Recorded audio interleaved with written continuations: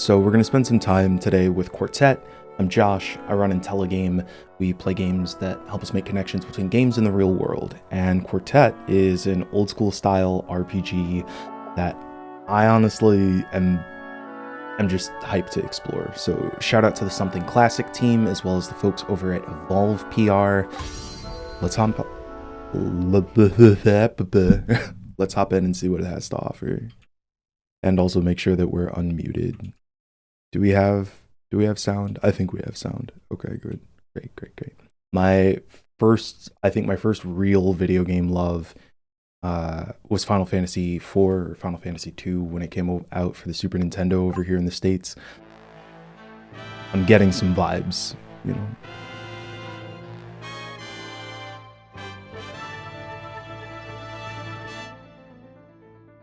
And get that cursor off the screen. We're almost at the peak. General Corson must be near. Nobody's been up to the top of the mountain in thousands of years. I sense something. There's supposed to be some sort of ancient magic here. Something like a curse. I can feel it too. And Corson is going to do what with this curse? Le Denier. Turn it loose upon humanity to buy himself a few more months on the throne? It would be pathetic if it weren't so monstrous. Then let's put him down like the dog he is. That should solve the problem. Oh, all right. Well, this is our quartet right off the jump, I guess. Though I think you should have worn some shoes, my friend. It's chilly. It's gonna seem real minor to some folks, but just the idea that we're not walking on a square grid, that we have like free movement already feels like something freaking wild. Attack! Okay, again, for folks who might not be like classic Final Fantasy, might not be part of your experience. The old school character models are these like tiny chibi figures, and then you would fight these like full-size sprite giant monsters. So this is like a little bit of classic callback, but I will say that the writing already feels like it's got a little bit of additional, like a little bit of additional heart to it. So, but of course, like it's 2025. You don't even have like the same character limits that you did back in the day. You're not translating off of like somebody else's script. There are gonna be differences. Contemplate. Oh, nice. We get an opportunity to just think about combat. Dang, that's a lot of damage. I mean, we're just gonna finish this. Like, just drop a giant rock on this dude's head. I like that the defend attacks, like the 0 AP, also comes with like some sort of additional protections as well. It's not gonna matter right now. But yeah, let's heal up a little bit. Last thing I need to do is get blindsided. I'm also interested in why the AP is like over 100%. Are they gonna let us go? Why would I go down? I just love the idea of like those soldiers seeing us coming, and then we're just like, oh no, actually, never mind. We're just browsing. Didn't know if there'd be secret items, you know.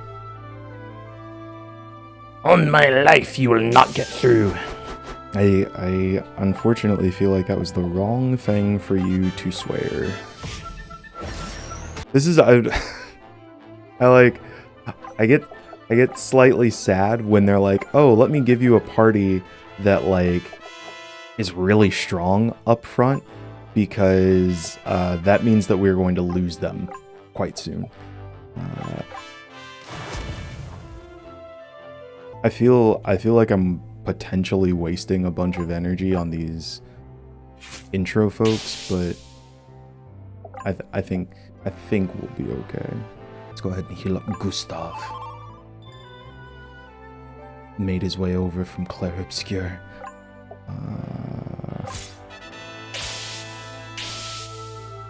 X-Fight. It's good pixel art too.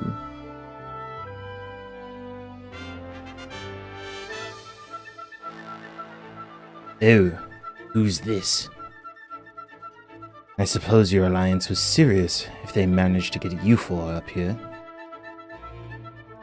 Whatever you're doing, it's time to stop and lay down your arms. I've been told that many times before, but it was never true. Do you see that? Did you feel it? The power of the elements. All that power is gathering here, right now. It destroyed Shinar. You can't possibly hope to control it. My dear, if this were merely my first revolution, I would agree with you. But it is not. Now, let's see if I can pull off one more miracle. Oh boy, okay. Let's take out the littles first.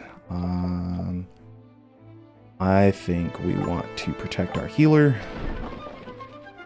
I always used to just like choose whichever things did the most damage, and it's like, no, if a fight's gonna be a little while, you should do some do some things that make your fight easier in the long haul. Immolate heavy fire damage to one. Quintessence damage to a single enemy. How do I do quintessence damage when there's only 4? That's fine. Something tells me that Halen is either about to do a big deal thing, because we have the question mark health. Like, is this one of those scripted fights that we're destined to lose? Let's use Thunderbolt. I also like the variety of skills that we have here. Like, we have like a combat mage, a fighter, a healer, but they feel like sort of unique designs. I don't feel like it's just, oh, white mage, you know. It's pretty fun.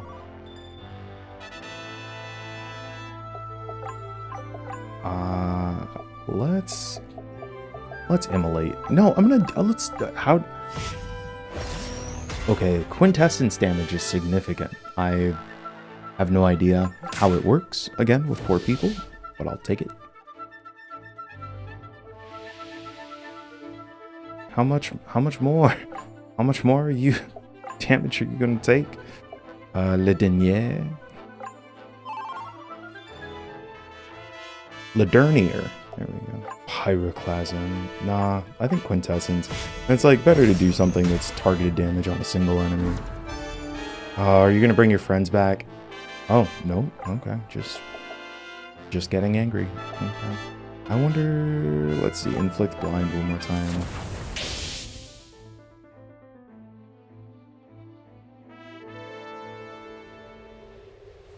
Very well. You've beaten me. Take my sword. The world will finally get its reckoning. You don't deserve the honor. Wow! Gustav, what have you done? What I came here to do. Metal Gear. I don't know why that voice keeps showing up for me. Now what? You said it yourself. The power of the elements. Power of magic is gathered here, right now. So the real question is, what do we do about it?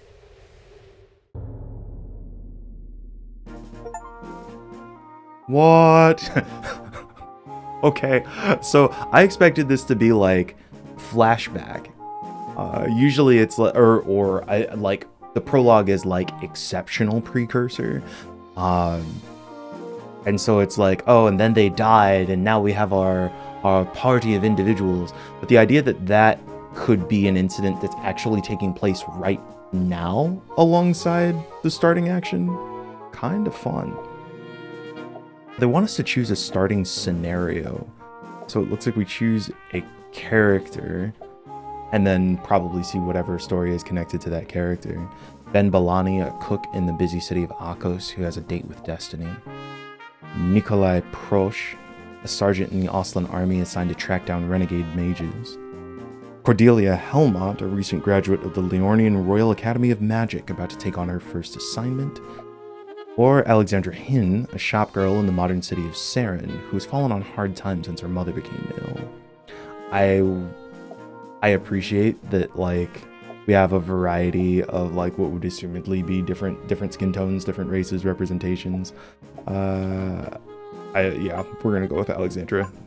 And I didn't play what's the thing I'm thinking of, the one about 8 project what's the name of the game? It's tell me in the comments, what's the name of the game? I'm trying to remember. It's on the Switch. There's 8 people. Well, now I've remembered, but I feel like if I say it, then it's like, oh, then you don't say it in the comments. Whatever. Octopath Traveler, that's the game I was trying to remember. Anyway, so I haven't played that, and that feels like the closest analog of, like, oh, these different characters, these different stories. Live Alive, also maybe some similar energy. I almost started playing that last night, interestingly. What are we to make of magic in the historical record? There's not one iota of scientific evidence for magic as the ancients understood it. And yet, we find that even ardent skeptics like Girardot, Le Dernier, and Nelly talked about magic as though it were an everyday fact of life. Okay, so that was distant history, because Le Dernier, at least unless there's like a relative or something, is one of the characters we played as in the prologue. Perhaps the question we should be asking ourselves is what social circumstances led to this mass delusion? What was it about the ancient world that caused belief in supernatural forces?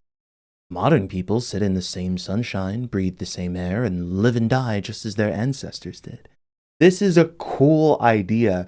So we have modern space that is like, yo, they're talking about magic, but obviously magic never existed. So, like, what are they talking about? And I mean, so much of it, I feel like when I think about Greek tragedy, or when you think about, like, so many different ways that different religions or backgrounds will look at the world, especially when they consider themselves as nothing but accurate. It's like, well, how could anybody think anything else? But this is also the impact of science, right? This is the idea that, you know, science knows all, tells all. And so if magic existed as a force in the way that they talk about it, it's interesting that instead of saying, like, what made magic disappear, they're like, I don't know, why shouldn't we just wonder, like, why was everybody so deluded as to think magic existed in the first place? That's weird. Obviously we know better now in the modern moment. They must have just been fools. We know the ancients did not believe in magic because they were stupid. They built the foundation of the modern world, after all. So why then did they make a virtue of ignorance by calling the things they did not understand magic? From The Fever Dream of History by J.M. Desjardins.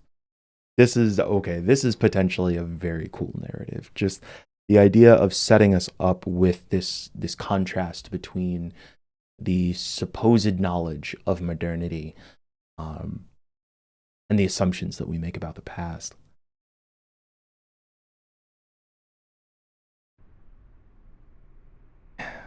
Let's try the ignition. There we go. Started. Good job. Am I good to go? Sort of. It's not really an electrical problem. It's mostly intact, but the alternator belt and drive and bearings need to be replaced. You can't fix them? Thought you went to tech school. Elaine, she's doing us a favor. It's not a favor. She owes us for the last order. Elaine! You know what happened to her mother. Oh, yeah. How is your mother? Did she wake up yet? I'm sure she will. The doctors are all idiots. You can't listen to what they say. Anyway, I've got a nice case of Rainettes for you. Half price. I'll bring 'em by in an hour. Thanks. Those are dope headphones. How did Mom deal with all these people and still have time to make dinner? Genuinely, like after after going home and helping take care of my family for a few months, I was just floored at like how much work it is to just quote unquote just take care of a family.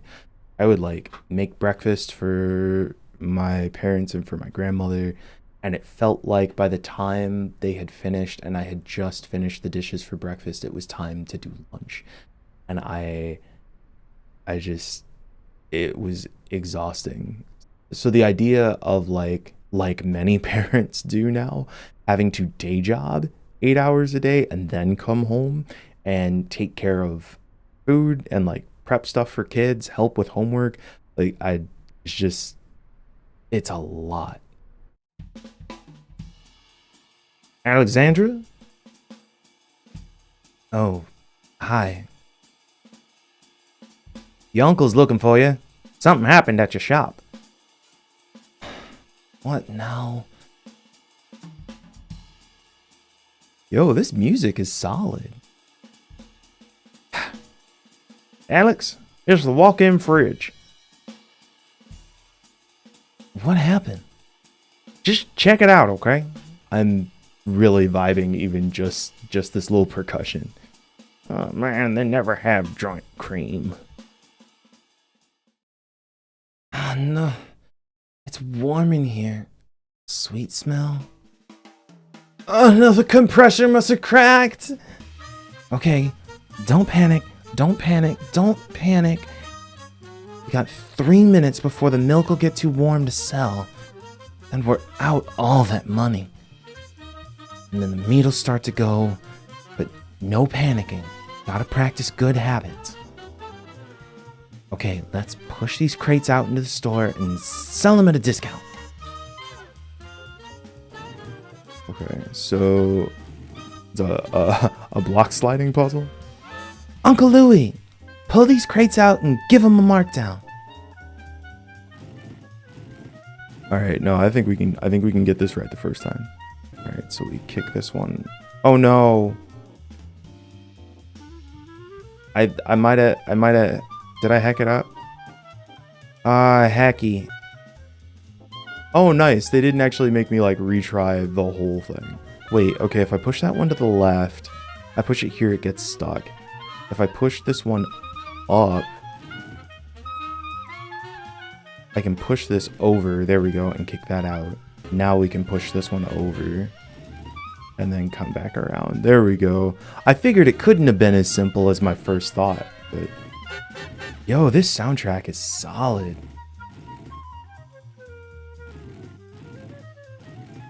It makes me also wonder if all the music was made by Quartets.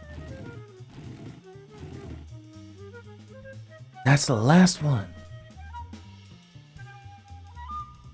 Wait, where'd everybody go? I sold most of the chicken and put as much as I could in the coolers. The milk's gonna go bad first. What about Mr. Giroux? You got, what, 6 kids? Haul it over there, sell it to her. I'll stay here in case anyone comes in. I am so tired.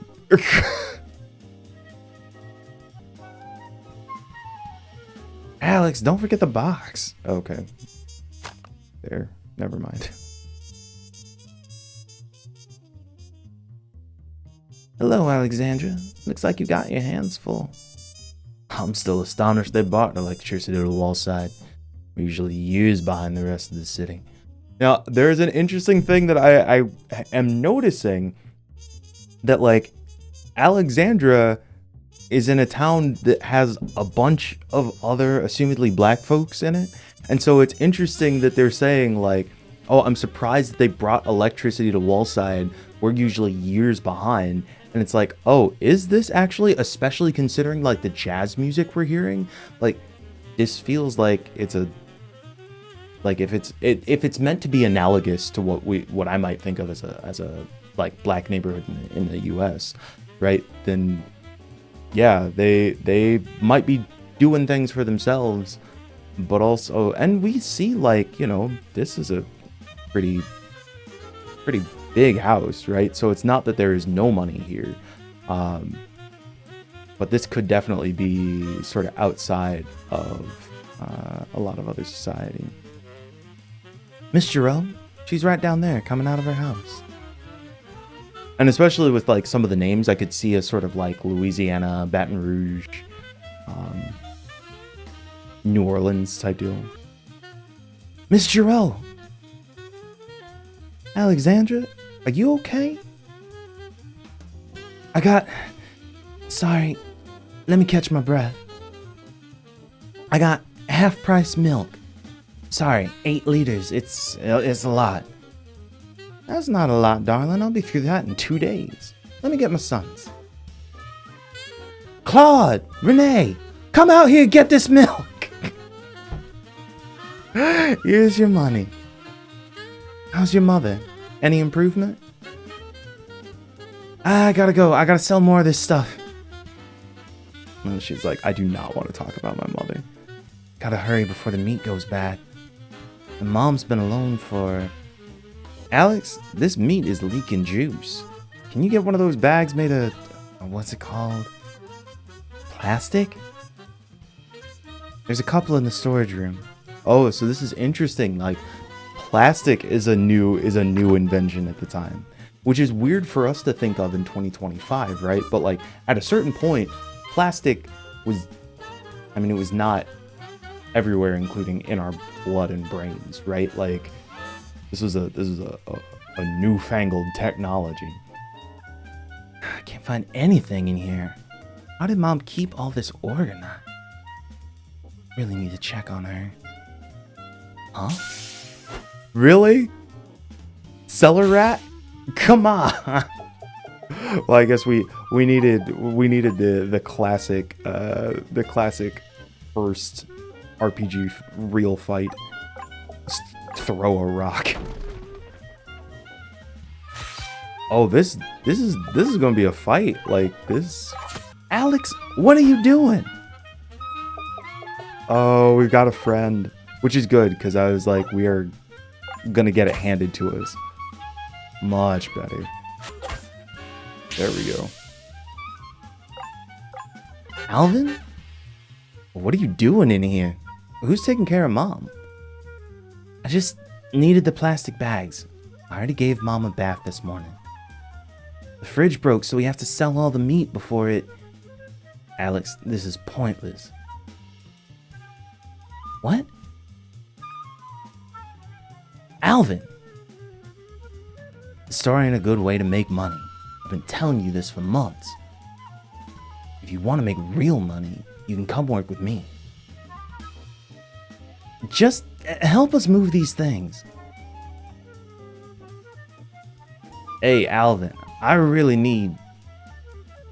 What did I tell you, huh? You never buy here. Never! I just need a taste. Please.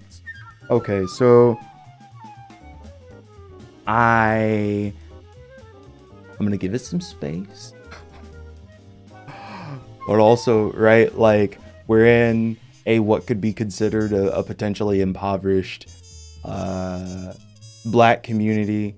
We have, you know, we're trying to maintain the business, but Mom is sick. And then we've got, you know, our potentially older brother drug dealer. Is that where this is going? I ever see you here again, you're done buying from me. Got it? Now get lost.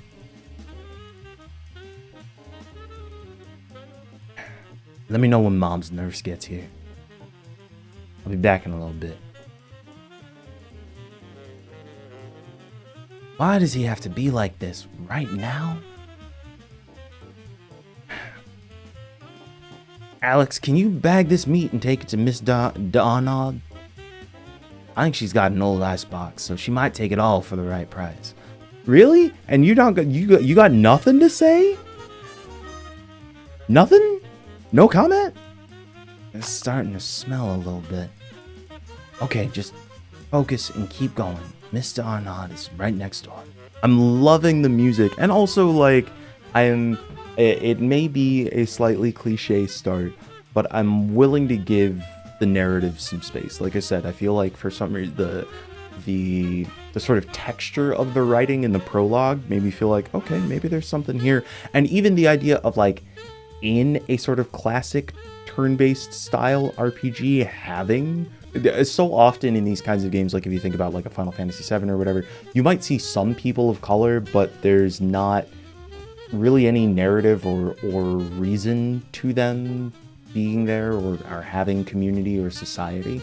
So the idea that we are in a space that, like, again, we have this jazz music that's playing, we've got some like cultural context that feels like it's set up in this region or this area. I feel comfortable enough to like explore and see where it goes, you know.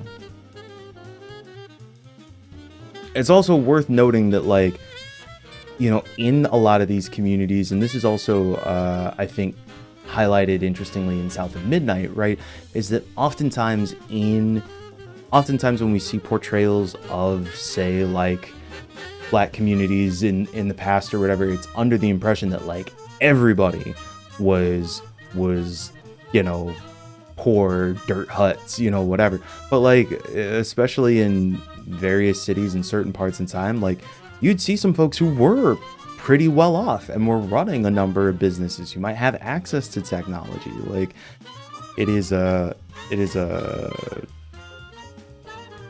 false understanding to imagine that like everybody was just poor and whatever. But at the same time, like, you could be rich and black and still not be white, right? So there's still a sort of line that you might have to tread.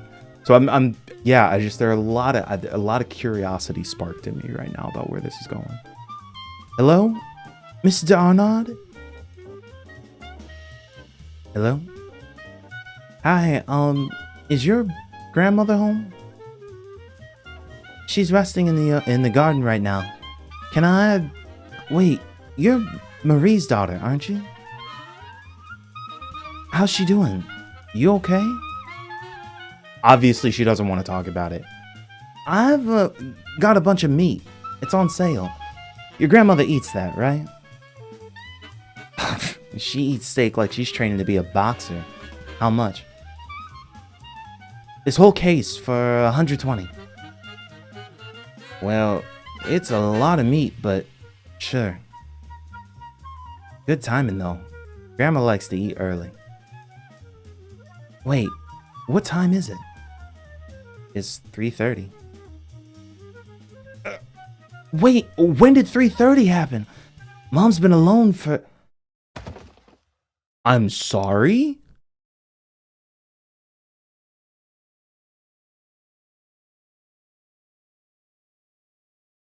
How did you end up out here? Where am I? In my garden, darling. You fainted.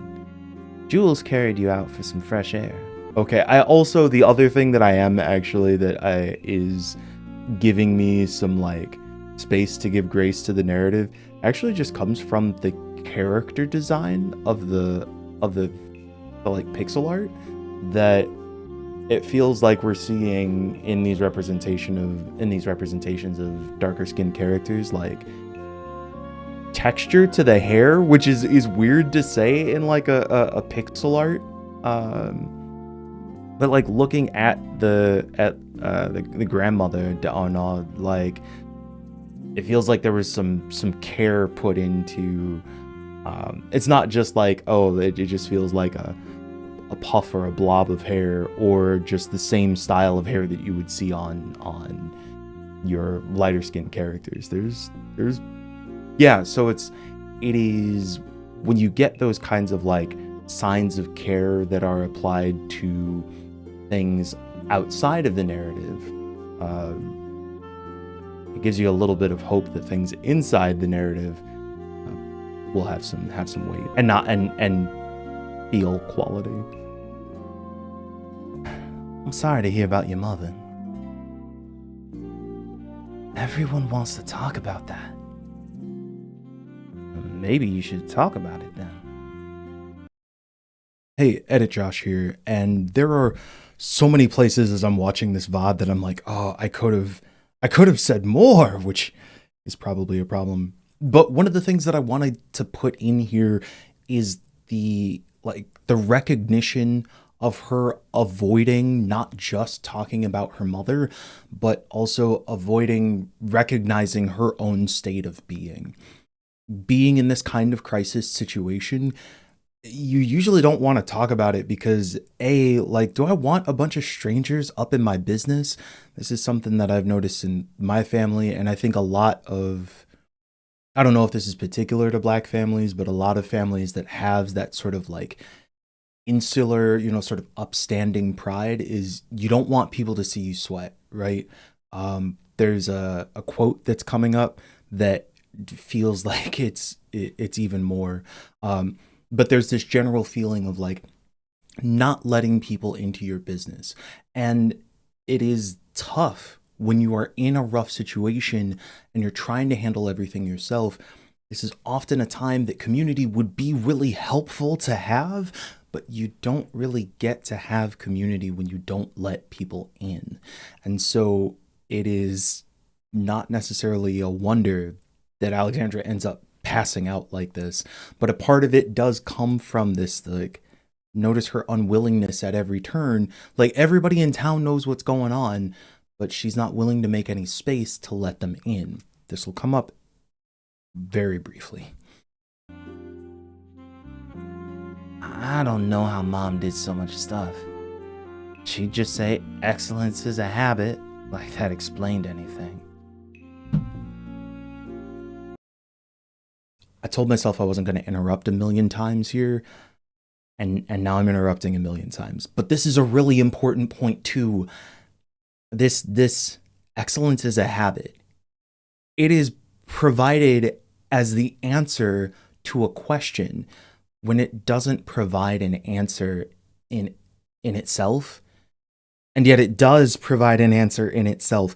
This is the paradox. I think particularly when we are thinking about situations in which we have very little control, or we feel like the only thing that we can really do is power through. Sometimes having a key phrase, a statement, an adage that we use as our guiding core is what helps us get to the next thing. Right? This is my dad used to say when I would complain about jobs I didn't like. He'd say, well, you're not supposed to like it. That's why they call it work. That was not super helpful to me, but it must have been to him at some point in time, right? My grandmother, as she is having continuing dementia, one of the things that she has managed to hold on to is a memory from an old church elder who had told her once, the Lord never leads you somewhere you can't follow. And if the Lord leads you to it, then he'll see you through it. It is both question and answer. It is justification for potentially infinite number of situations. Excellence is a habit. It's like, oh, okay, well, if you are not practicing excellence, well, this is on you, right? You need to do better. You need to get better. But that's what that's what Alex is trying to do right now, right? She's relying on this idea, this adage, excellence is a habit. We just got to do it. Mom used to do all this stuff, so I need to do all of it too. But it might be an answer, but it is not an answer that takes care of Alex. Oftentimes, I think that we come up with these statements because, again, we find ourselves in situations of a lack of control, where perhaps the only thing that we can do is power through. And and we take internal damage as a result, right? But if we survive that situation, right, we find a resiliency, but there's also still that internal damage that needs to be resolved. That resiliency can turn toxic. It can feel like a justification for the pain that we've gone through to have like learned the lesson and moved on. And then we may end up in situations where we convey we convey some of that pain into the future by not being able to provide the sort of the care, the recognition of that situation. Instead, we come up with the adage that helped us get through the hard time, and it can cause its own issues. Obviously, there's a big complexity with what's happening in this scene, and with Alex, we're still so early on in the character development. But I just wanted to call this out because I feel like many of us can feel a sort of responsibility, a demand to be as strong as, by relying on just a few pithy words. And life is oftentimes far more complicated. That doesn't mean that, again, I don't mean to disgrace the history and the ways that people have found resilience, have pushed through and made amazing things. But we also have to recognize that sometimes there are consequences too. Aren't your uncle and brother helping out? My uncle is, but my brother, I mean, he's helping pay for stuff, but he won't help around the store.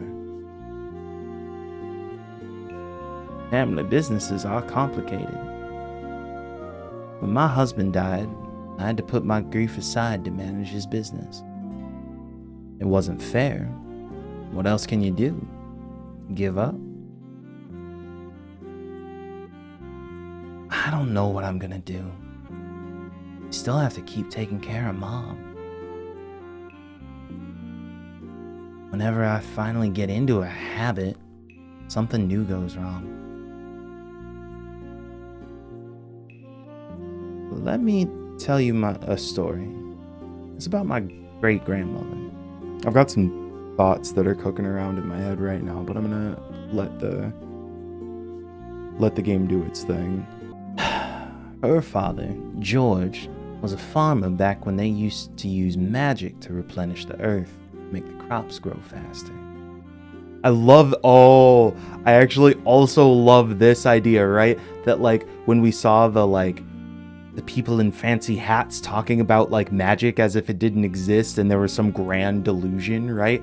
But Mr. Arnaud, who also like might be a little lighter skinned than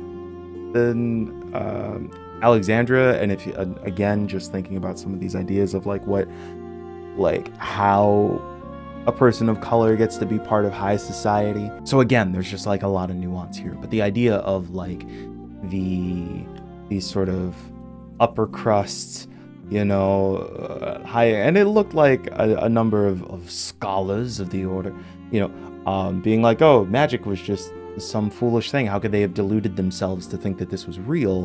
Whereas she's like, no, her great-grandfather, her father was a farmer back when they used to use magic, right? So this is talking about magic as a reality as opposed to this fantasy. And we know as the player that magic is a tangible reality because we just used a party of characters in the prologue who have it. But the societal context that's set up here being so far removed from magic's existence that, people would consider it a grand delusion. But this is also, I think, the ways that many, particularly communities of color, but like people who have those attachments to like religion and a certain type of spirituality and a cultural history that stretches to generations will often also speak of these sort of cultural, ancestral, spiritual connections as a reality. And though some of us who are in more modern times and more disconnected may look at some of those things as metaphor, or ways to explain a scientific whatever, they're like, no, this is just reality. That's just the way things are. So I'm curious to see how this portrayal of magic comes across. But this is some pretty tight narrative here, and I'm also like has some personal stake in the game about Alexandra trying to figure out how do I caretake for an ill family member at the same time as like doing this, like they have a store and have a business, but like they're not in a position to just be like, well, nope, we're just gonna take care of mom. No, we have to do all of these things because otherwise we don't have the money to take care of mom. Like this, living in this paradox and being constantly under the gun, it's no wonder Alexandra just passes out. Anyway, yeah, her father George was a farmer back when they used to use magic to replenish the earth and make the crops grow faster. Was that real? I mean, I thought that magic stuff was all just a story. Who can say? All the farmers I knew believed it. But Papa George never had the gift of magic like his neighbors, so he was poor. He worked hard, he fed his family, and didn't have much more than that. And one day, the world woke up. Magic was gone. Nobody had it anymore. But Papa George, he knew how to farm without it. In the new world that began that day, he was a success. He hired his neighbors and fed his whole village. Wasn't there like a big famine? Goodness, yes. But everyone in our family survived because of Papa George. You never know how life might turn. I'm not gonna lie. This game's fucking me up already. To be at what feels like the sort of the bottom of the pecking order, right? Like everybody has access to this technology that apparently one day just vanishes, and now you have access to the thing, right? Like this is a lot of survivalists will talk about this kind of, oh, one day when the electricity goes out, when the EMP happens, when the internet's cut out. But like the fact of the matter is that like we don't know what life is going to be like from day to day, and pushing forward and doing what we can with what we have, you never know when whatever skills or ideas or tools or whatever may come in handy. There also is the sort of like the sadness and the reality. Alexandra's like, wasn't there a huge famine, right? Like this sounds like such a great story, but also like there was a huge famine, a lot of people suffered. And it's like, yeah, a lot of people suffered, but Papa George and our family were okay. So it's not necessarily a super happy story, but it's a story. It's a piece of how life works. And I think also these kinds of stories feel so wrapped in the black experience is so full of so many of these stories of places where folks learn how to get on and get along with so little, and occasionally it gives you an opportunity to really make something and to take care of you and your own, but it's not enough to fix the problem as a whole. But we can look at Miss Darna, right? Like she's in a pretty nice place right now. The town around her may even be better off than some other places as a result. So yeah, you never know how life might turn. Alex? Alvin? Are you okay? They told me you passed out. Yeah, I'm fine. I gotta get back to the store. To Mom.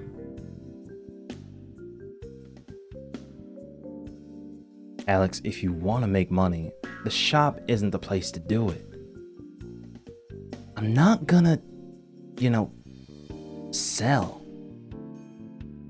That's not what I'm asking for. I just need you to help us with a couple machines. Alvin, this is the way the world works, Alex. You don't always get to do the things the way you want.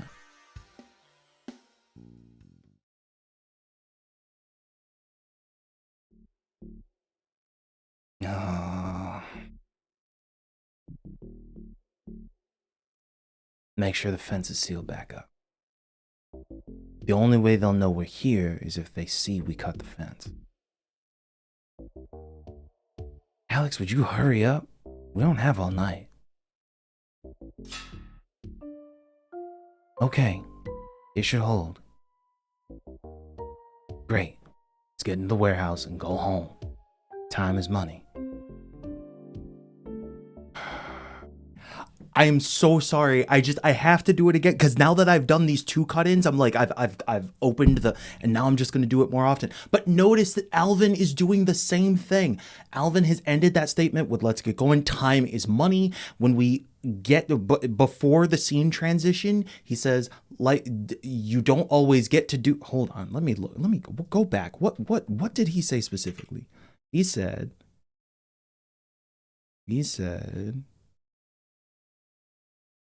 This is the way the world works, Alex. You don't always get to do things the way you want. These are, again, these adages, these statements that justify the situations that we're existing in and sometimes allow us to perpetuate the systems and situations that we're existing in because it feels like we have no other option. This is a statement that is a proof.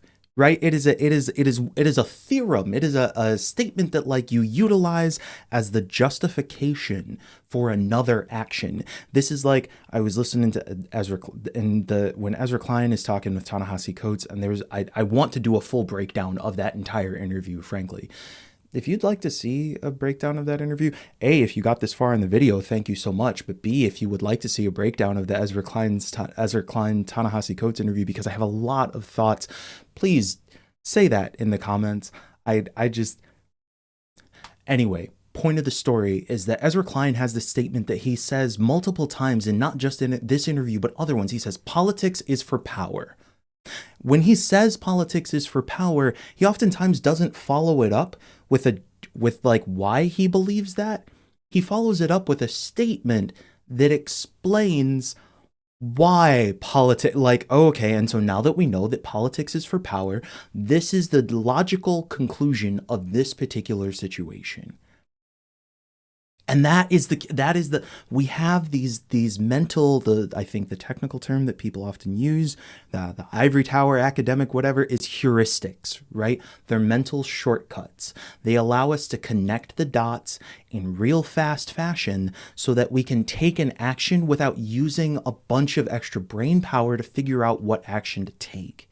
When I say politics is for power, when I take actions in politics, even if they are unethical, if I am using them for power, then this adage justifies my case, right?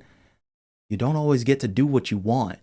You don't always get to do things the way that you want. That justifies taking this action to do whatever criminal action that like Alex is not super comfortable with. We need to get going. Time is money. We need to work fast. Don't think about what's going on because I need that paper, right? And so do you.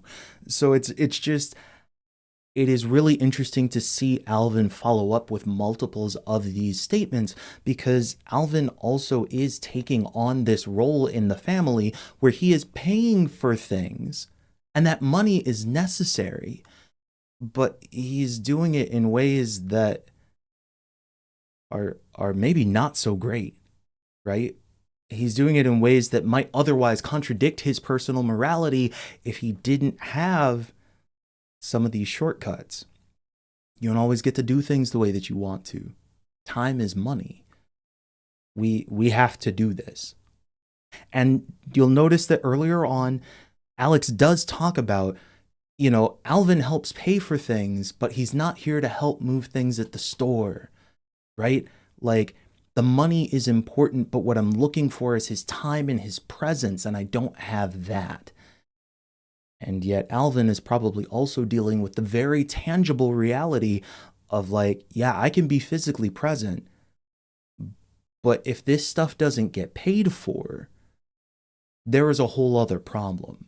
And if I have an ability to go out and get money in ways that the other people don't, or I am willing to go and get money in ways that other people are unwilling to, you don't always get to do things the way that you want, right? I'm sorry. I'm loving the writing in this game. I might clear this one.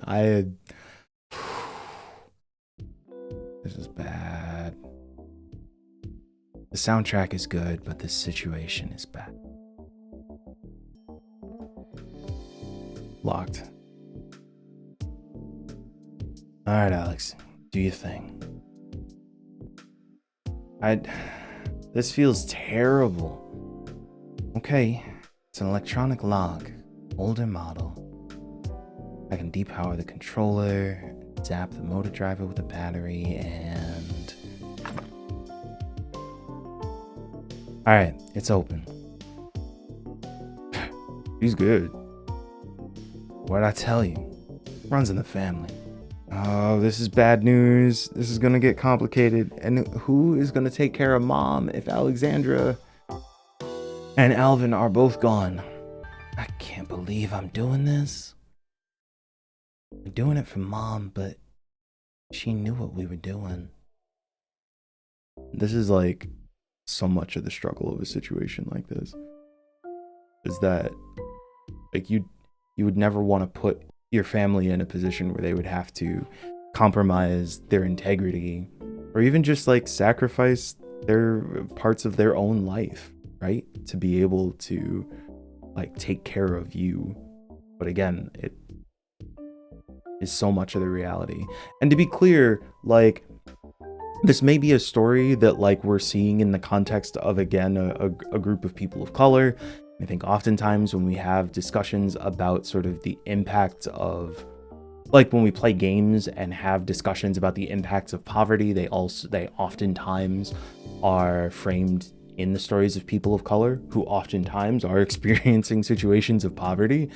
But it's also worth remembering that like the hypercapitalism is fucking us all. There are tons of people regardless of background, and frankly for many regardless of like supposed class status. It is so expensive to live right now, and especially when you compare income to the overall rising cost of living and the cost of like exceptional healthcare, right? Like routine healthcare might be quote unquote affordable, though a bunch of people in this country are about to get a bunch of notices thanks to the big garbage bill about massive increases in their healthcare premiums.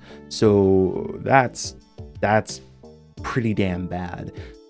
But when you add on to it something like a severe disease treatment, or just elder care period, the amount of like, I'm not going to take the time to go into a discussion about, but I don't know how you reasonably prepare at most income levels to handle like senior care, not even end of life care. I'm not talking hospice. I'm talking, okay, you might have another 2, 3, 10 years left, but like living alone is not safe. And you may not have the ability to live with family. So now it's like, well, what do we do? And going to an assisted living facility, like that can run you like $3,000 a month, which some people can afford. But can you afford that in addition to all of the other things that you're already taking care of? Do you just happen to have an extra $3,000 a month? these are financial decisions that, like, the thing that is interesting, as I'm thinking about it, like, looking at Alexandra's position right now, what we're seeing is that, like, the whole town knows about Alexandra's mom, right? And we're also seeing this, like, multi-generational impact. It's Alexandra. It's not just Alexandra who's impacted. Alexandra's uncle is helping to run the store. Alexandra's brother is somehow, it seems like, involved in selling what seems to be drugs but might not be. But, like, when something like this happens, it changes the nature of the game for all of the connected parties, because the amount of, like, money and time and care that's required is oftentimes more than any individual has to spare. And I've had friends who, like, whether they were, you know, as younger folks, like, yeah, basically had to put aside their own lives so that they could become caregivers for, you know, for their relatives. And again, like, me doing that for like 3 months, the amount of tension and frustration and, like, sadness and anger I felt on a regular basis. And then I had to think about, like, oh yeah, my mom has been doing this for how long? You know, like, the reason I was doing it is because my mom fell ill and they needed extra help. But, like, this is what she's been dealing with as Graham's health has been changing for years. So it's a thing that we don't talk about enough. And I also think it's a thing we genuinely don't have a solution for. It's any number of issues, particularly here in the States, with, like, the cost of living, the way that we develop our families to be, you know, these standalone, quote unquote, nuclear households. And we really lack a lot of the community resources to be able to care for each other when we are not, like, standalone humans yet, right? Like, childcare is incredibly expensive, elder care is incredibly expensive. Basically, like, existing as a human who needs community is incredibly expensive. And that is, I mean, that's even if you are, like, able-bodied, you know, whatever standalone age. But if you don't have a bunch of money, like, it is so incredibly expensive to be poor. Okay, I'm going off on a tangent right now. This is very much Intelligame in effect. But I do appreciate that we've already had with Quartet opportunities to have this kind of discussion. I'm hoping that the narrative follows through and that we continue with, like, quality character development, and don't, you know, trip on a few cultural landmines along the way. But yeah, I'm seeing a lot of resonance. I'm catching a lot of things I'm really appreciating about the storytelling so far. Oh, really? No security? What if they suspect us and the store loses business? But if we don't do this, then I can't pay the nurse, and then we'd have to send Mom back to the government-run home. Wait, what? Did you kill that guy? Alex!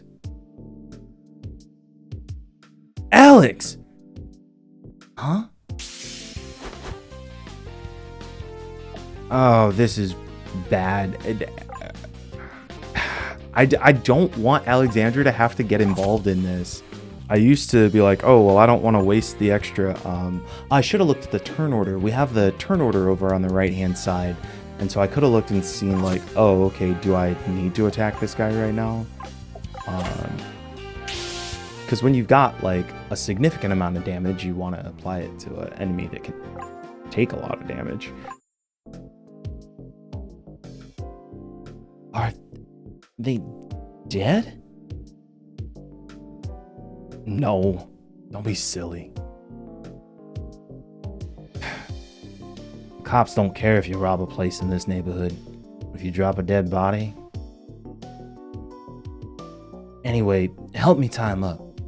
Robert broke his hand punching the big one. All right, well, at least they're not dead. So I guess they're like, all right, well, you know, a bunch of random crime happens anyway. People will steal stuff from each other, but once it gets to murder, that's when we've got a bigger problem. I want that bag down there, and oh, okay, that's how we get to it. Okay. This is the problem. Is I sit here, I get distracted. They're not even shiny things. The bags are not shiny, but I want them all. I am also vibing this game's soundtrack. I'm excited to find out about these other characters too. I've been struggling to like. There are a lot of games I'm really excited about. Clair Obscur. I'm playing a bit of Hades that I should be uploading playthroughs of, but like playing a game that feels really compelling that I want to like sit and dive through this, dive through the story. I really need to spend more time there. Instead, I've logged I don't know how many hours in Slay the Spire. How many hours have I logged on mobile alone? Why am I looking this up right now? Why am I looking this up right now? I could be playing this game. But now it's stuck in my head. I have to know. Total playtime is 174 hours 51 minutes with 315 deaths. But 14 victories though. That's good, right? This isn't the kind of lock I can disarm. Why not? It's connected to a power source. It's a really expensive setup. So what do we do? There's probably a button that opens the door. Yeah? Gotta be up there. Yeah, that looks like a button. That's a big button. Mm-hmm. I hope that is what that button does. This is the panel, but it'll only unlock the door while I'm holding the button. You could have told us before. I didn't think of it till I saw it. Let's just jump down. It's quicker. Got it. Come on down. I better just go around. She's like, yeah, I'm not fancy like that. Sorry? Where did you come from? I've been here since they stabbed me. Took me by surprise. But if the shroud wore off, must not have much time left. I'm sorry? Who stabbed you? Who are you? I own this place. I had an empire because of these things. Now it belonged to you. They chose you. You're bleeding. You need to get to a hospital. So they can finish me. No. Come here. Take these from me. Otherwise, one of Brashear's goons might. They didn't know. They have the magic in them.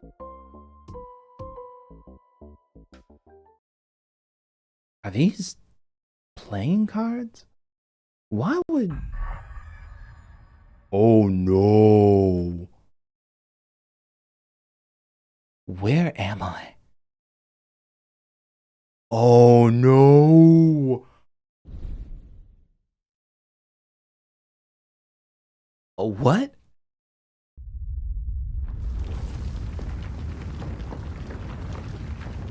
What is going on?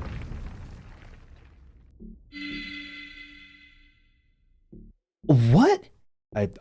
That's what a trip. Okay, found a hard hat. I equip this hard hat. Yep, it's compliant with city safety standards. That's good.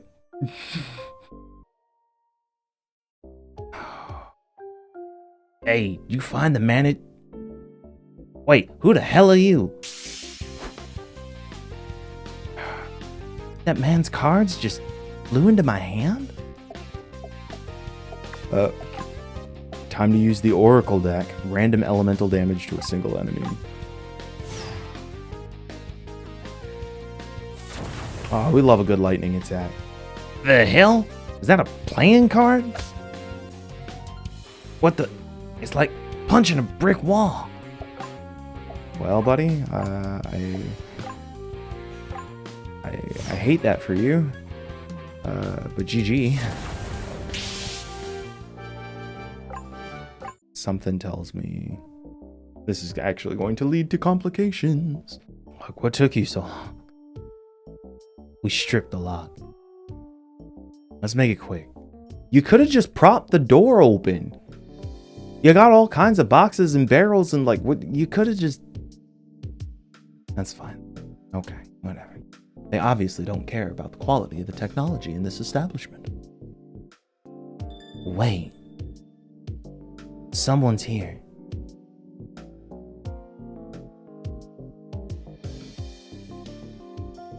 How'd you know he was there? His boots on the concrete.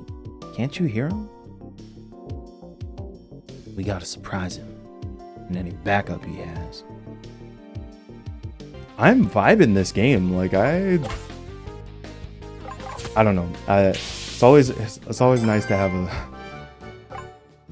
It's always nice to have a good narrative moment. Oh, and a save point maybe. HP AP restored. Story. Break into the back of it. Oh, that's nice. So we get nice to meet you. We get a nice story recap. And it looks like you don't have to be at a save point to save. I appreciate, again, some of the conveniences of modern gaming conventions. Like, hey, how about we make it so you can save wherever you want? Also having the autosave, because I almost forgot to save entirely. Who the hell are you? Oh, well, friends, your blinding powder. Light pierce damage to a single enemy and lowers target's accuracy and evasion. Unless it's going to do a one-hit kill, which I don't think it is, it's probably not worth it. Like, yeah, I think all of these are going to be 2 hits anyway. Except, yeah. Oh, yeah, no, even that one. There we go. Learn take cover. Stuff's supposed to be in the left room. Alvin, what is going on? Who are these people? You said we wouldn't have to fight. Relax. Pretty sure they're also robbing this place. Explains why they haven't set off any alarms. Let's go. And don't follow us in there. You can't be called as a witness if you don't know what we took. I am never doing this again. I don't care what Alvin said. I don't care if I have to wash Mom by myself every day. Huh? It's that spider sense. That deck of cards spider sense. There's more of them. I gotta hide. Wait, but if Alvin and Simon, if Alvin and Robert don't know that they're coming, is 18 too young to have a heart attack? Huh?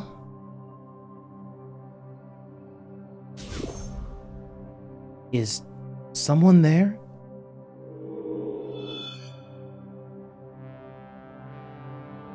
What the? You have... No! I don't have shit. That's what... Alex, what are you doing? I was hiding, and then... Just, come on.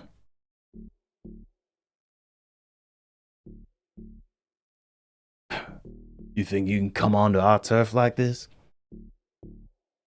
We know it changed hands. We're leaving.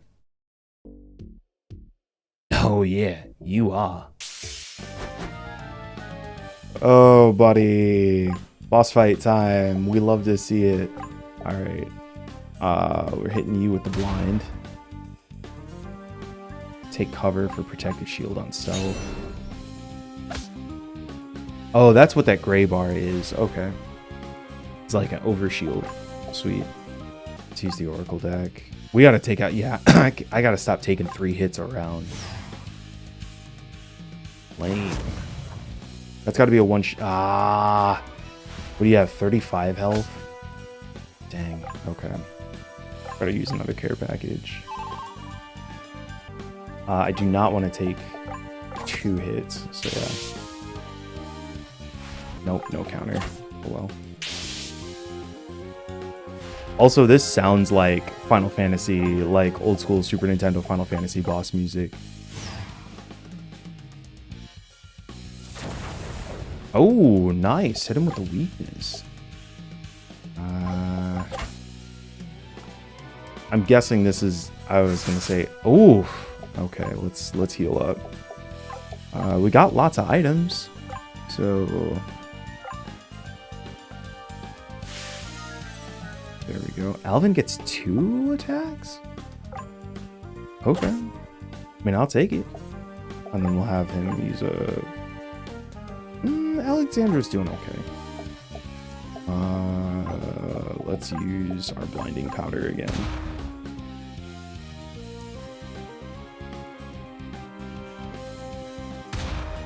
Hey, there we go. Blinding powder taking effect.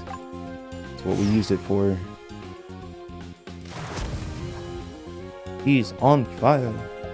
You gotta, this has gotta, you gotta be close to done, right? Like,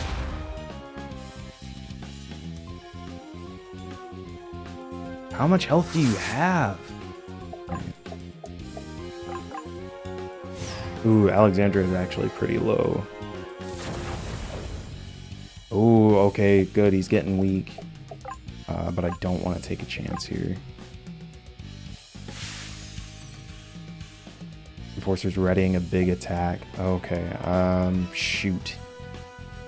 I don't know if the... Alvin's got 49. I think if they both guard, we should be okay. M defense up. Slugfest. Dang. Okay. I'm glad we blocked. Alright, let's go ahead and heal up.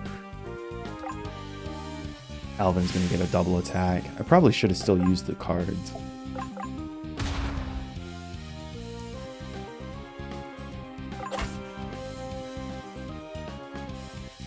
Alright, there comes the focus. Yep, strength up.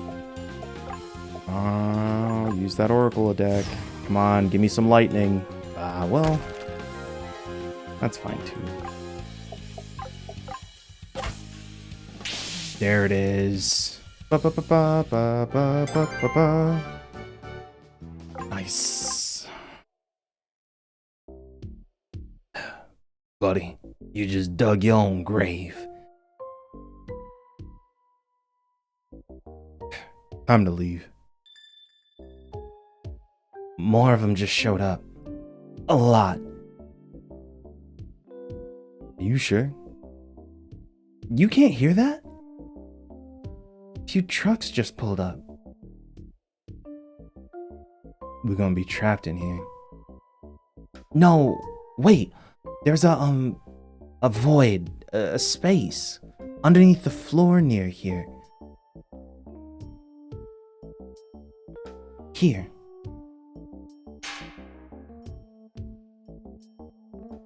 How did you... Yeah, no, how did you know? How did you... They're up this way. Yeah, it's all we got. Let's go.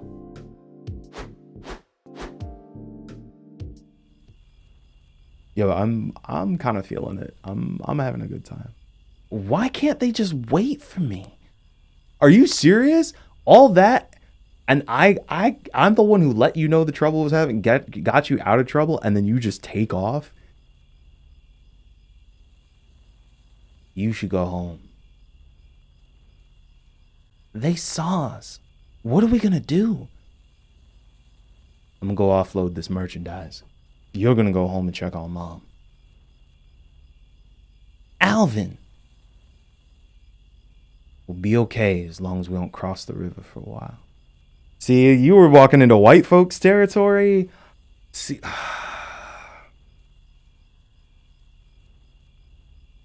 I hope that's the way this works out, but I don't know. They won't come over here. I'll go home.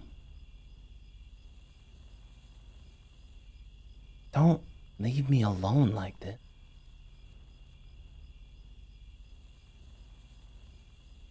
I feel for her.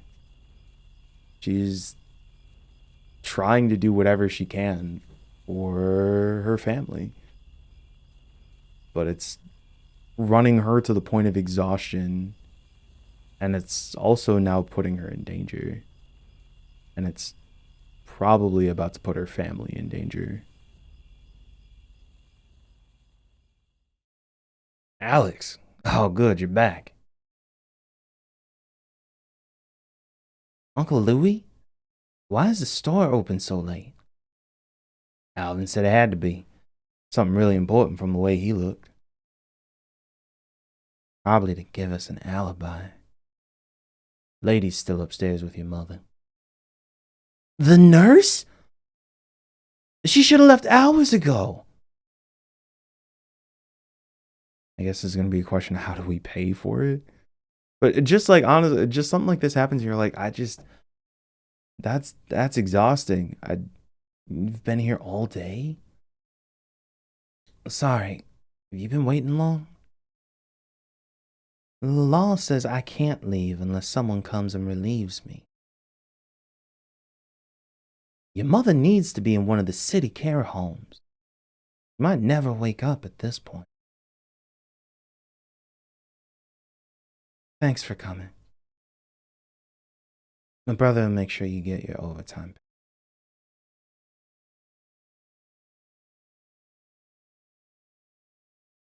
Dang. She was like, I don't know why I'm supposed to be here this long. This is that was, unfortunately, working with caregivers can be complicated. It's a tough, oftentimes thankless, unpredictable job. So it is not surprising that, and it's oftentimes people who are doing it are people who are also, at least, financially at wit's end. So it is, a situation of the pressure, receiving pressure. Mom, I'm worried about Alvin. Since you were, I just wish, I'm worried about a lot of things.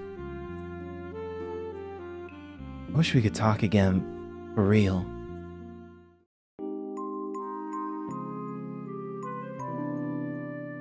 I wish the deck of cards would let us. Hey, Alex.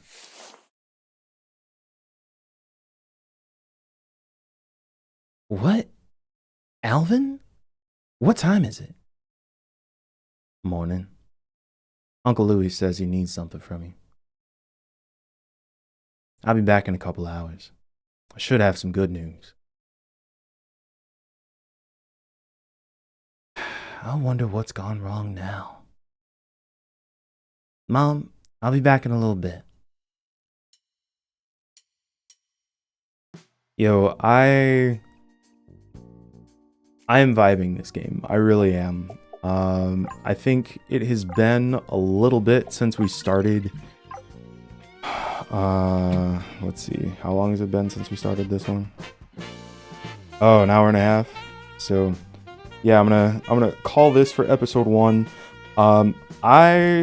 Obviously, we are just scratching the surface of what Quartet has to offer. There were 3 other scenarios to play through. I have no idea how any of these stories tie together, but yeah, I'm vibing it, and I am glad that we got the chance to check it out. Looking forward to being able to explore more if you would like to see it. If this was a playthrough that you enjoyed and you want to see more Quartet, please let me know in the comments. Also, click the like button. That helps other people find it. If you want to see more Intelligame content already, if you want to see more Intelligame content and you haven't done so already, click that bell on the subscribe. If you can't click the bell, it's because you didn't hit subscribe yet. So please hit subscribe. And of course, if you want to keep thoughtful play content going here on Intelligame, best way to help keep that up is on Patreon, patreon.com/Intelligame. Yeah, it's all there. Thank you for checking out Quartet. Thank you to the folks over at Evolve PR. And of course, the devs for giving us a fantastic game to explore. I did save, right? I sure hope I saved. Anyway, yeah, thank you for checking out Quartet with us. This does feel like something classic, so I get the dev team name. We will see you next time for this or another game.